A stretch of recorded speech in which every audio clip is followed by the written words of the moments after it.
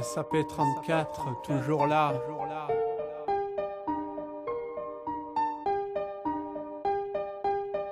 À l'heure actuelle, le foot a plein de défauts, surtout pour ceux qui jouent en pro, car à cause de sa popularité, beaucoup de gens riches s'en servent pour accroître leurs moyens financiers.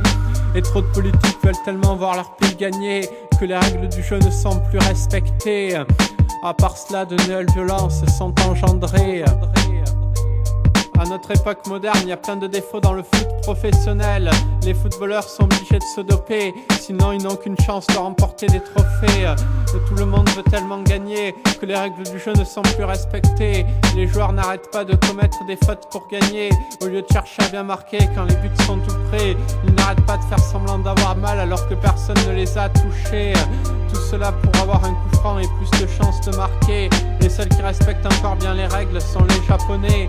C'est malheureusement pour ça qu'ils ont rarement gagné. Si tout le monde faisait comme eux, le foot actuel serait beaucoup mieux.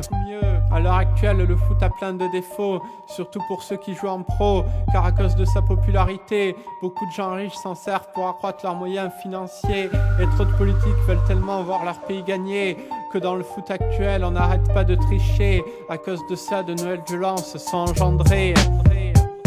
Au début, l'esprit du foot était l'amitié et la solidarité, mais cette mentalité est souvent oubliée, car les supporters veulent tellement voir leur club gagner que certains deviennent violents à l'égard des supporters des clubs opposés.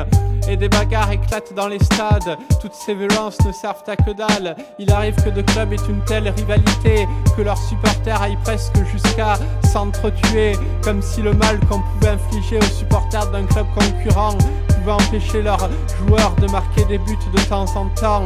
Ceux qui agissent ainsi ne sont pas bien malins, comme on dit, jeu de main, jeu de vilain. À l'heure actuelle, le foot a plein de défauts, surtout pour ceux qui jouent en pro, car à cause de sa popularité, beaucoup de gens riches s'en servent pour accroître leurs moyens financiers. Et trop de politiques veulent tellement voir leur pays gagner que les règles du jeu ne sont plus respectées. À part cela, de nouvelles violences sont engendrées. De nos jours, le foot a pas mal changé. Les riches industriels l'utilisent comme moyen financier. Ils achètent des parties du corps des footballeurs comme si c'était des animaux pour se faire du blé à chaque but marqué. Les joueurs ne savent même pas par qui leurs corps sont achetés, car on ne les met pas au courant. Seuls les patrons de leur club en ont vent. Les industriels vont même dans des clubs pour enfants en se faisant passer pour des parents afin de savoir quels gosses seront les champions de demain. Sans en parler aux parents, ils se préparent à acheter leurs jambes ou leurs mains. À cause de ces défauts du foot de maintenant, beaucoup de gens trouvent que c'était mieux avant. C'est pour ça qu'aujourd'hui, il y en a qui préfèrent encore le handball ou le rugby. Dédicace à tous mes cousins et mes copains, yeah. Et à tous ceux qui me suivent et me reconnaîtront. Yo.